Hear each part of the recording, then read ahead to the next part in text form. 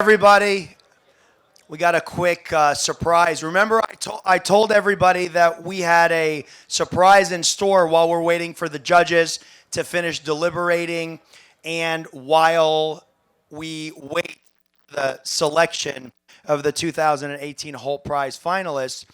I wanted to continue the conversation that we started about our 10-year anniversary challenge. So let's make sure the webcast is cut, because as you guys saw in our initial video, it's all about our online viewers and our community around the world getting mobilized. First of all, is everybody having a good time? That was pretty weak. Everyone having a good time? Great. So for our 10-year challenge, actually, Phil, why don't you come up here? Yeah, come up here, Phil. Dr. Phil Oswald, who's now officially the Chief Academic Officer for Hult Prize, as we move and launch a new flagship product called Hult Prize University, where we're going to be taking the model of the Hult Prize and the accelerator program and the emergent learning, and we're going to democratize it. We're going to make it accessible to everyone within the community of university students around the world. But Phil, why don't you announce in private, again, this is not public, so this is just a private event for everybody here, because the film crew has prepared a film. So tell people about our 10-year challenge. I'm putting you on the spot. Is that okay? Okay. Why we selected our 10-year challenge, and then make sure you cue the audio to roll the video, and we'll show everybody. The screens around the room will have a great video play. Thanks, Phil. Okay, thanks so much. Thanks so much, Ahmad. This is a real privilege to be able to do this. We know about who the Hult Prize has been reaching, and I've been involved in this for a number of years now, most intensively the last 3 or 4 years, with the responsibility of writing the challenge document. And we've heard about the tremendous reach, and we've seen the teams present. We know what a transformative impact the Hult Prize is having on the students it is reaching. But this year, Ahmad and Steve and the Hult family wanted to think about the young people all around the world that are not being reached by the Hult Prize. This year, the challenge is about the hundreds of thousands, millions, tens of millions, hundreds of millions of young people around the world who do not have access to the opportunities that the students that participate in the Hult Prize come already before they begin having had. The other thing that Steve and the Hult family considered is the incredible power of the community of young people that exists around the Hult Prize. This year's Hult Prize challenge is for us, by us, addressing the global youth unemployment challenge. And it's young people, not me, but the young people you saw on stage today, young people creating jobs for other youth. Because my generation is not getting this done. The generation older than me is not getting this done. The institutions we have are not getting this done. And so this year's challenge will be all of us working with young people around the world so young people can create jobs for each other. So thank you, Ahmad. Roll video.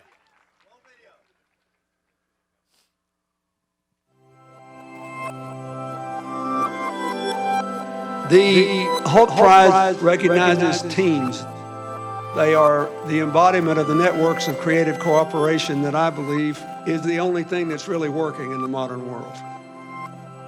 The Hult Prize is a student movement for good, and all of these students are combined in a mission of wanting to make the world a better place, not just for themselves, but for every inhabitant, and that is deeply inspiring.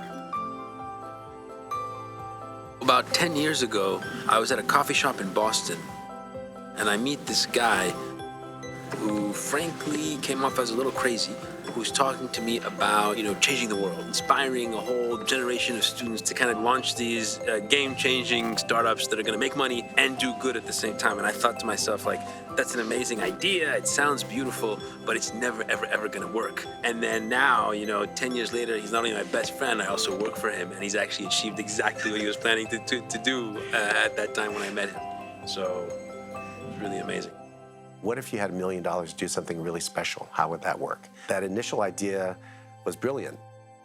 It's brilliant because you created this really smart game where you're like using everything that's bad about being human and then channeling them to do something really brilliantly good. Do you get it? And I think every year they're perfecting that process. They have a story, they have a dream, they have a future that people are willing to get behind. For Hult and the Hult family saw in Ahmad not only a student with a great idea, but one that could represent them and could convince people like Bill Clinton, people like Mohammed Yunus, to support the effort. Those names that just lit the fire even further. So it's quite remarkable. This young man who's done some amazing work already, and there's no end in sight.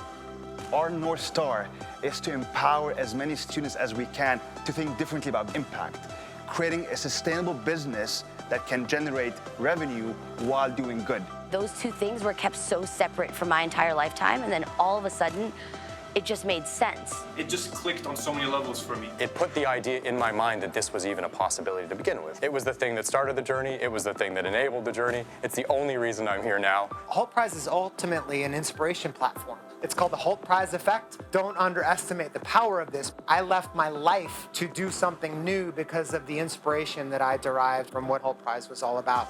Shifting careers is what we do. The impact of that is really, it's uncountable. We're trying to celebrate 10 years now, but the most exciting thing is thinking 10 years ahead. All these network effects happening on such an insane magnitude.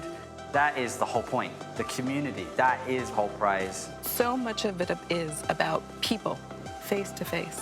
When you are in a community and you can see people, you really drive change. And that's the most beautiful part, right? When do you see so many people from so many different backgrounds come together and mentor each other? It's like basically a revolution that's really starting within this organization and the people that they touch. That's the perfect word for it, a revolution. For us, we always saw it that in the best case, we would change the world through one of these ideas, but in the worst case, we would just change the mindset of hundreds of thousands of students.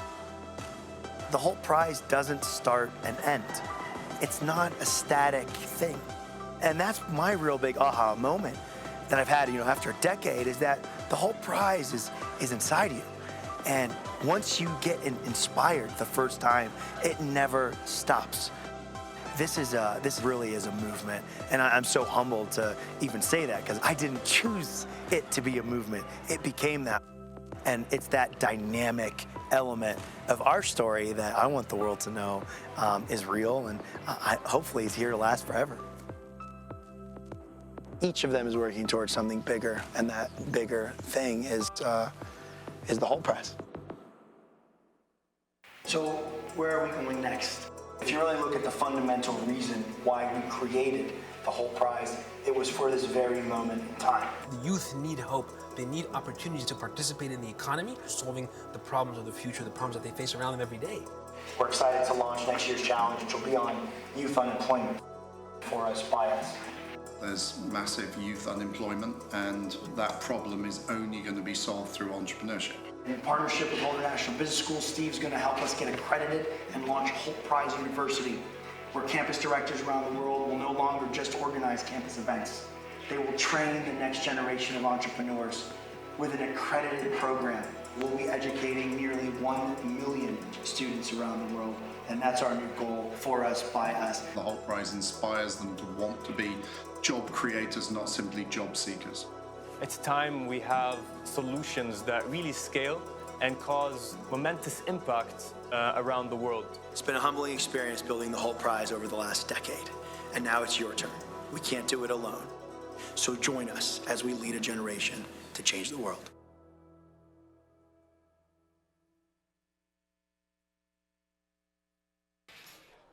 Ladies and gentlemen, please welcome CEO and founder Hult Prize Foundation, Ahmad.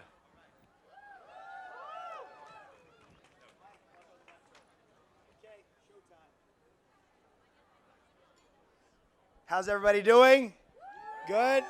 All right, everybody in the back, it's showtime. This moment, we're gonna do two things.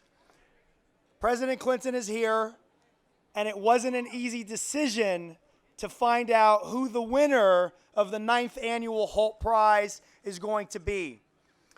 what we're going to ask President Clinton to do is actually come out here, and before we announce the 9th winner, we're going to announce the 10-year challenge. And we're going to broadcast that challenge to over 1 million youth around the world who are on standby to help solve that challenge. But again, without further ado, for the moment everybody's been waiting for, where's my 6 teams? Where's my 6 startups? You guys ready? We love you guys. I know you've put a year of hard sweat, blood, and tears. And whatever happens, you've got a tribe back here with the UN, the Hult Prize community, and everyone else that's here to support you guys.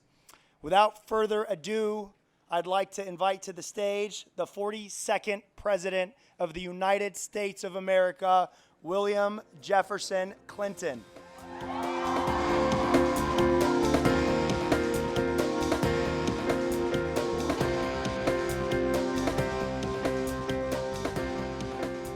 Thank you very much. This is the 9th time that the Hult Prize has been given, and the 9th time I've been a part of it since we first began as a commitment at the Clinton Global Initiative. I love this night. I love these proposals, and I realize that I am the only thing standing between you and the announcement of the winner. So I will be brief.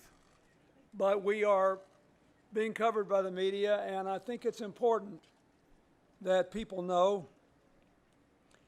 that since it began, the Hult Prize has had participants from more than 500 universities in 121 countries.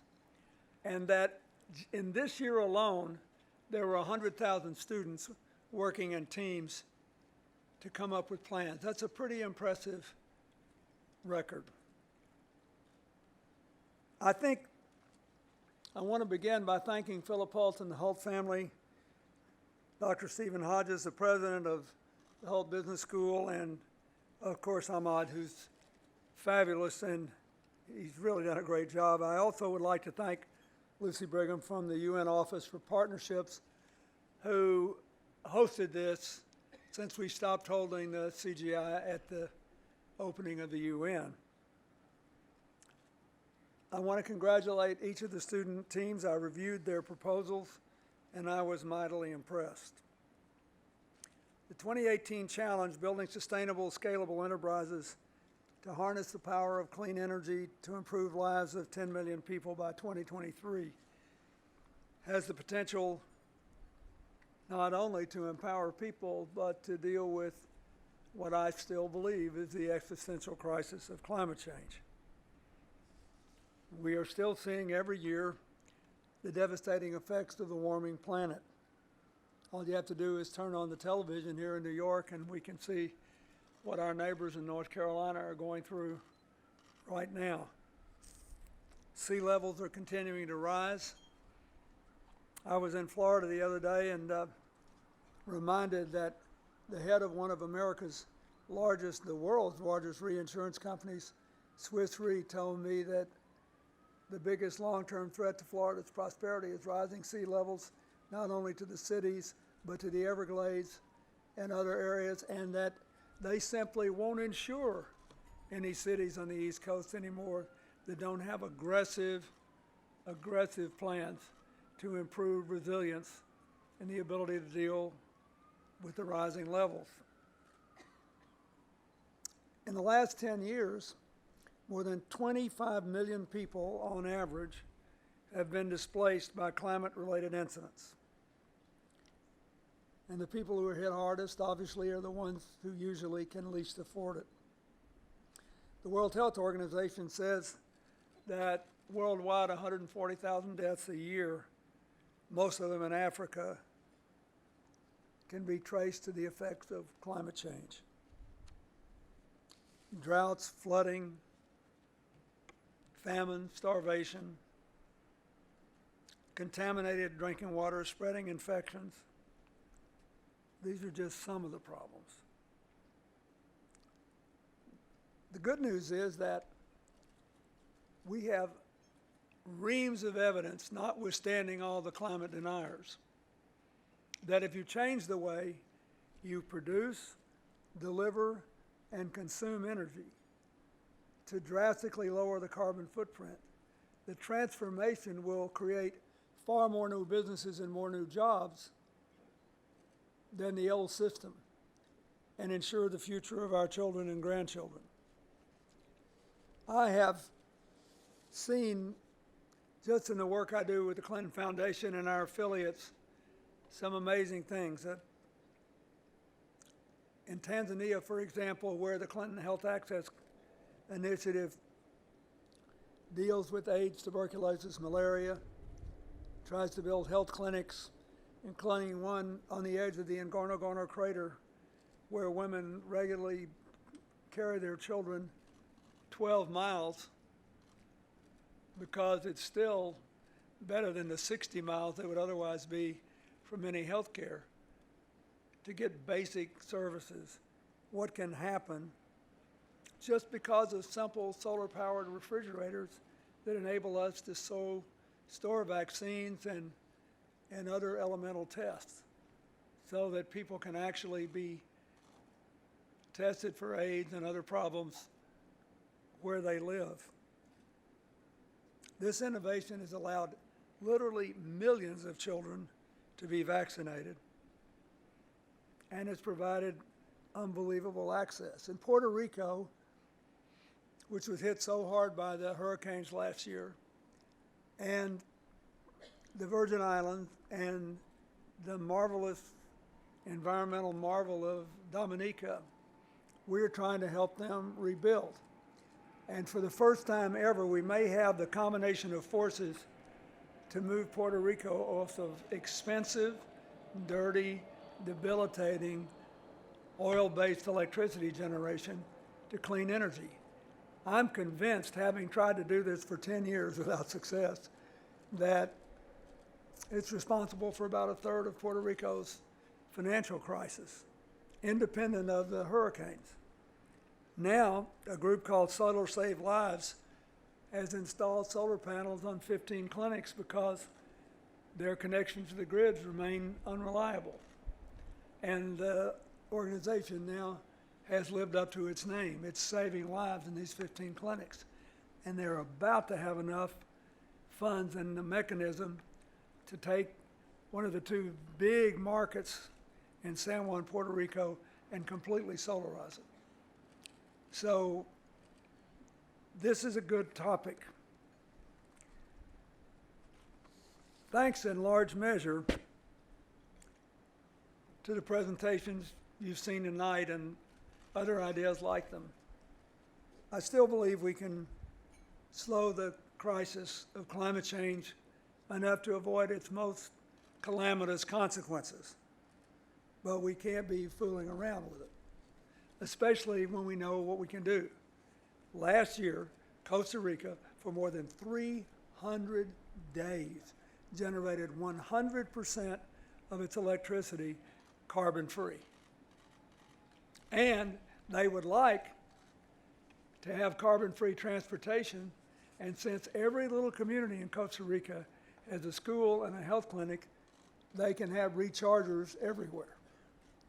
So I've been fooling around with that for 10 years. I'll figure out finally, I hope, something to do to help them. But we have seen this over and over and over again. So I thank you for what you've done.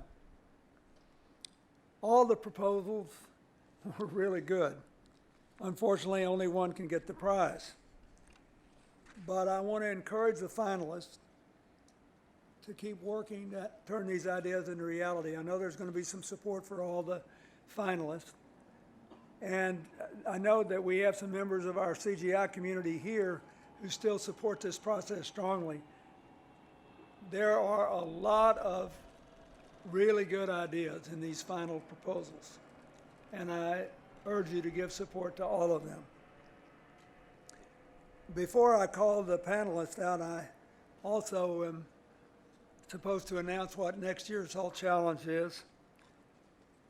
Next year, the Hult Prize is asking participants to focus on the world's youth and the unbelievably high unemployment rate even in countries that now have lower unemployment rates for older employees.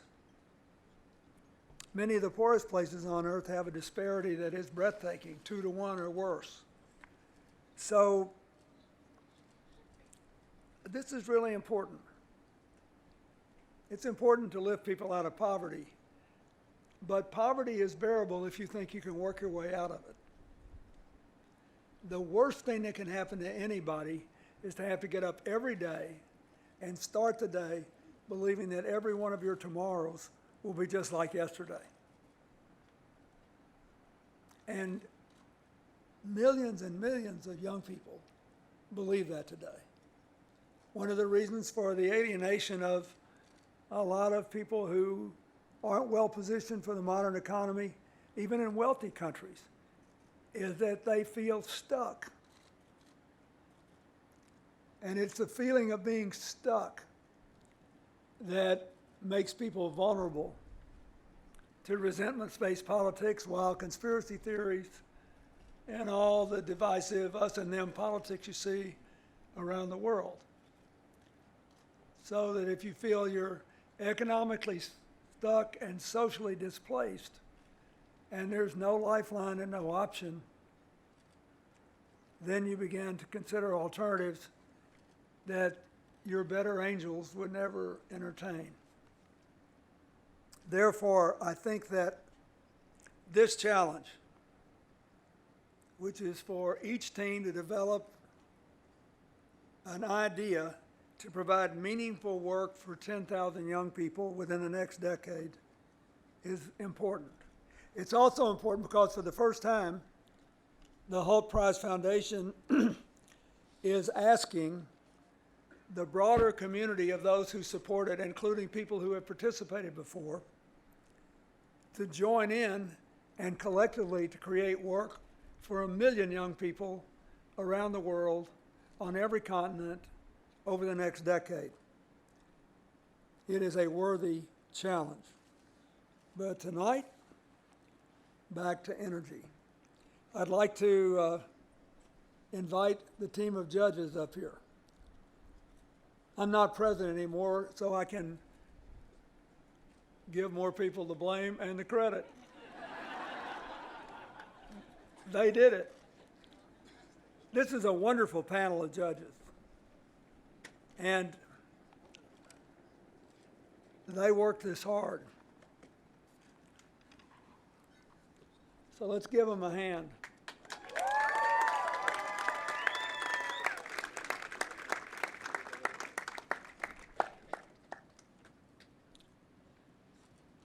I almost feel that I should conceal the fact of the main agricultural product of my native state, Arkansas, because the winner is Sunrise of University College London. Come on up.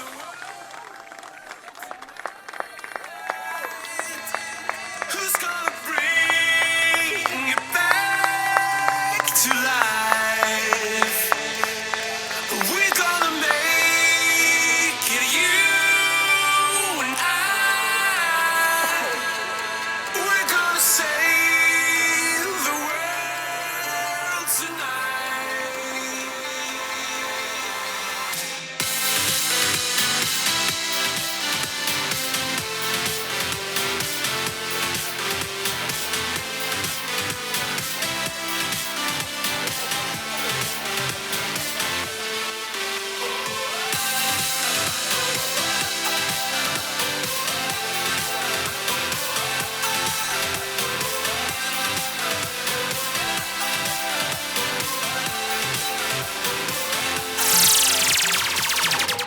Into the streets, we're coming out. We never sleep, never get tired. Through urban fields and suburban life. Turn the crowd up now, we'll never back down. Shoot down the skyline, watch it on prime time. Turn up the love now, listen up now. Turn up the love. Who's gonna save the world tonight? gonna bring it back to life? We're gonna make it, you and I. We're gonna save the world tonight.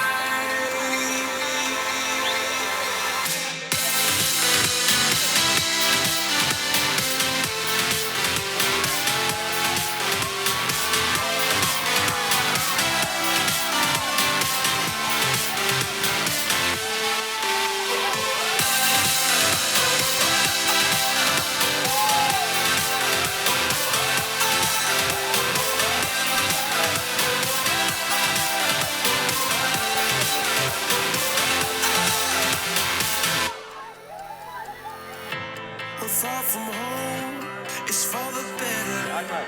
What we dream, it's all that matters. We're on our way, united. Turn the crowd up now, we'll never back down. Shoot down the skyline, watch it on prime time. Turn up the love now, listen up now. Turn up the love. Who's gonna save the world tonight? Who's gonna bring it back to life? We're gonna make it, you and I. We're gonna save the world tonight.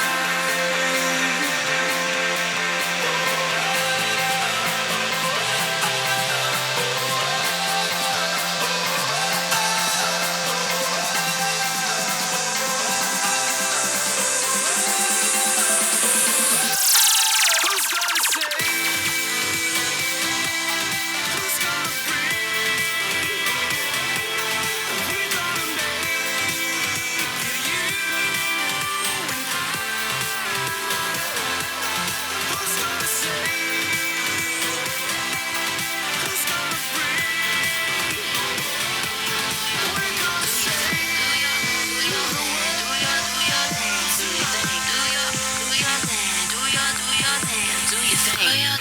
Do your thing, do your thing, do your thing, do your thing, yeah, do your thing, just do your thing.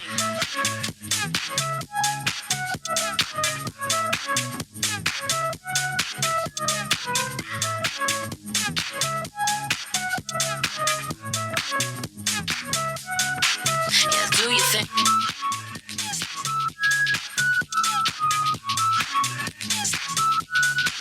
Now do your thing.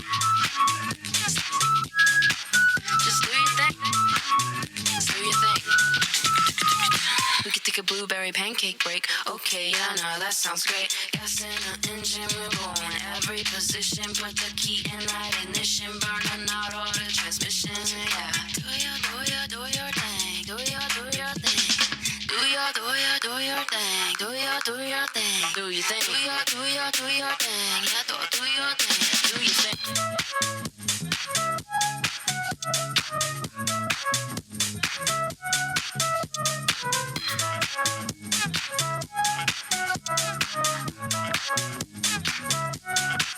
Yes, do your thing. Yes, do your thing. Just do your thing. Do your thing. Do your thing. Just do your thing. Yes, do your thing. Just do your thing. Do your thing. Do your thing. Sometimes I get a good feeling, yeah. I get a feeling that I never had before. No, I get a good feeling, yeah. Oh, sometimes I get a good feeling, yeah. I get a feeling that I never had before. No, I get a good feeling, yeah. Yes, I can. Doubt, better leave. I'm running with this plan. Pull me, grab us in the bucket, can't have me. I'll be the president one day. January 1st. Oh, you like that gossip? Like you the one drinking what gossip.com. Now I got a word for your tongue. How many Rolling Stones you want? Yeah, I got a brand new spirit speaking and it's done. Woke up on the side of the bed like I won. Talk like the wind in my chest to that sun. G5 in the US to Taiwan.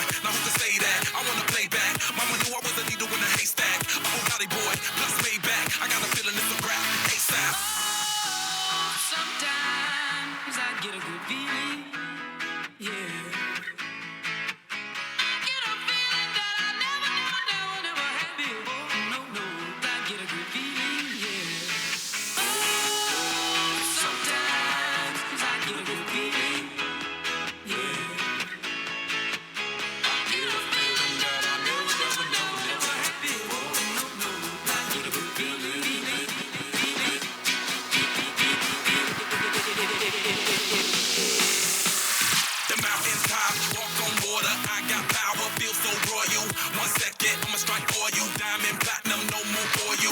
That adrenaline, never giving in. Giving up's not an option, gotta get it in. Witness, I got the heart of 20 men. No fear, go to sleep in the lion's den. That glow, that spark, that crown. You're looking at the king of the jungle now. Stronger than ever, can't hold me down. 100 miles gunning from the pitch and smile. Straight game face, it's game day. See me running through the crowd, feeling melee. No trick plays, I'm Bill Gates. Take a genius to understand me.